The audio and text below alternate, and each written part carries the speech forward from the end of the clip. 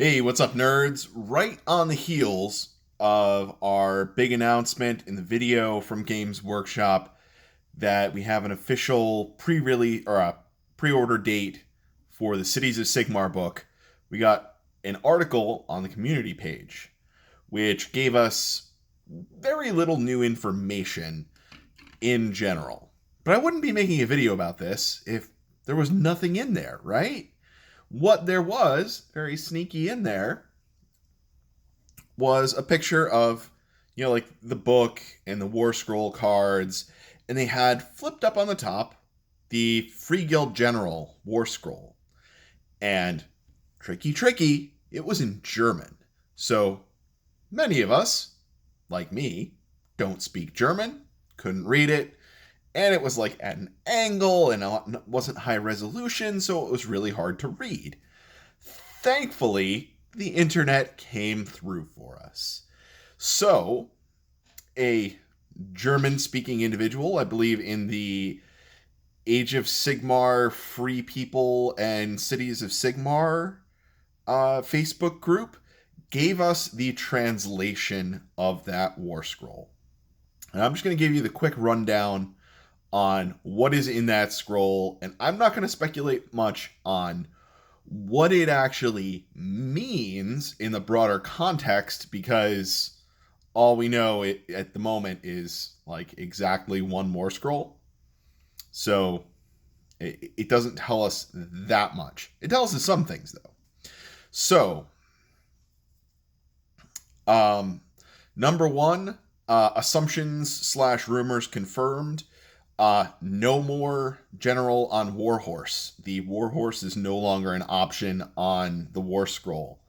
Also, all of the weapons options are gone. All we have left is the, I believe it was the Great Weapon on the old Warscroll. Now it's the Zweihandler, the same weapon that the Great Swords have, just with a better profile, but it's still 3 attacks, 3 up, rend 2 d3 damage.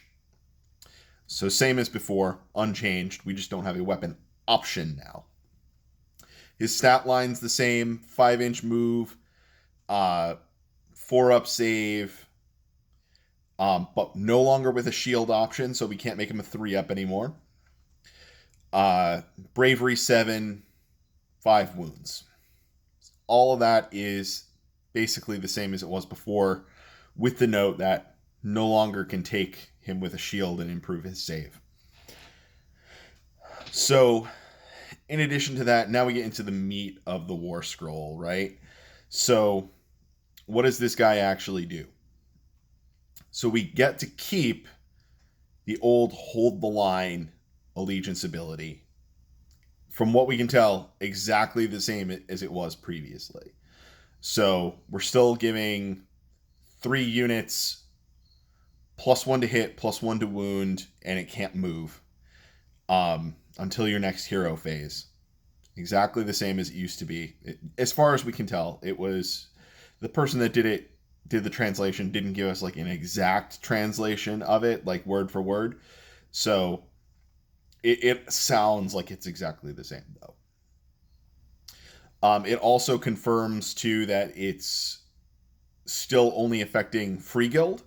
It's not like keywording to the city or to human or anything like that. It's still specifically Freeguild or free peoples. I forget which of the two it actually is, but that specific keyword for Freeguild is still what it's targeting.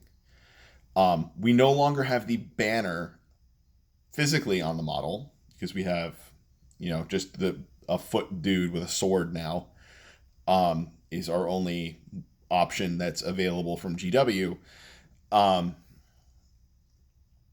So what else do we actually have on the Warscroll?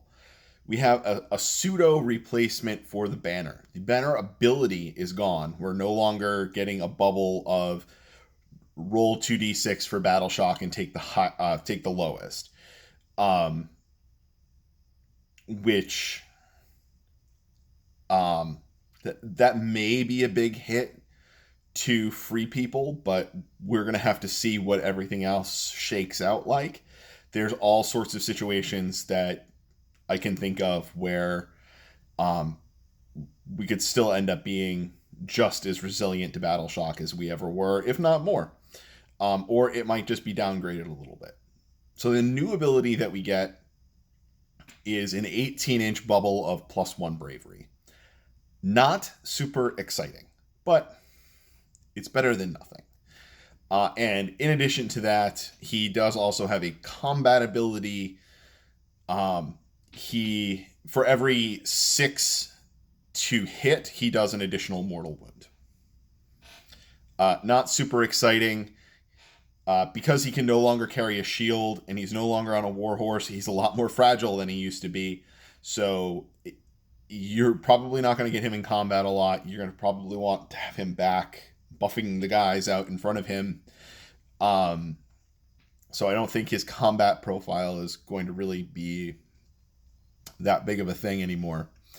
So that's really what we got there. It sounds like,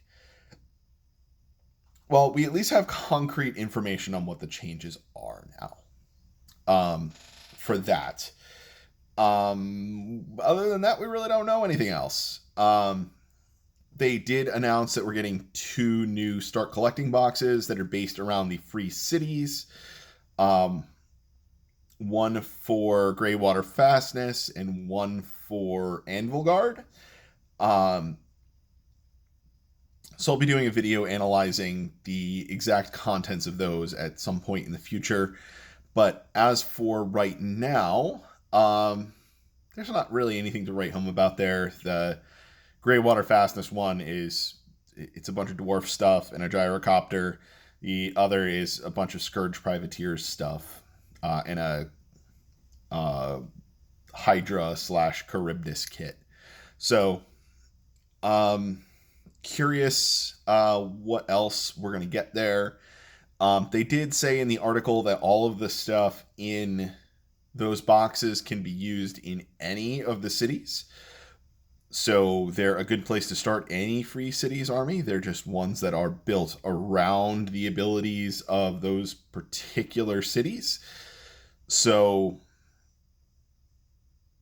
it's kind of a who knows right now. But that's what we got for now. This does, though, send a big flare that we're going to be getting all sorts of previews starting this week. We're also going to be getting mixed in previews for the Orc War Clans book. So the exact pace of how much we're getting, I'm not sure. This is going to be a really big book. So hopefully they're going to give them equal time and hopefully like the same amount of coverage that either of them would be getting if the 2 books weren't getting released on the same day, which they appear to be. So I'm hoping that starting tomorrow, we start getting a nice flow of information.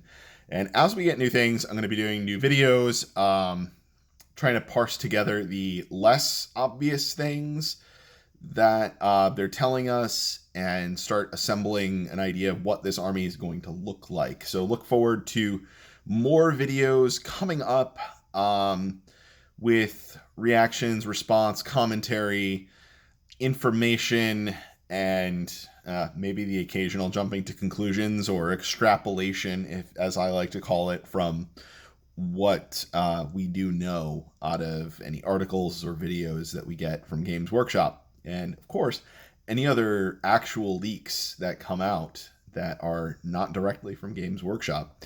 So that was a nice little bit of detective work that somebody did for us, translating that German Warscroll. And definitely very thankful for that community member whose name I completely forgot. I should probably have personally thanked them. But anyway, that's it. So guys, stay tuned. Like and subscribe for more information because it's going to be fast and hard for the next couple of weeks. And then we get the book. Looks like first weekend in October. I know I am already like pre-ordering my copy from my local game store. I'm gonna finish this video right now and send a text message to my local game store owner. Like, put one of those in for me already. Like, I know you don't have the official pre-order yet, but I want one. Like, buy an extra one because you know you're selling it to me, and um, you know, I am. I would like that, and I want it pre-ordered. I want my name first on the pre-order list, and I will be there like at midnight if I can be. I'm super pumped. I'm super excited. I'm gonna analyze the shit out of this book once it comes out. I'm really pumped. I'm stoked. I am excited for all of the possibilities that we can get out of this and all of the new hobby opportunities and breaking into new war scrolls and the less fun thing of like going through my collection of stuff that is no longer going to be in the Cities of Sigmar army that's all been squatted and figure out what stuff might be hitting eBay. Um, and what stuff might be sticking around just for nostalgia purposes, what stuff might be able to be repurposed. So we will see. Anyway, I'm excited. I'll talk to you all later.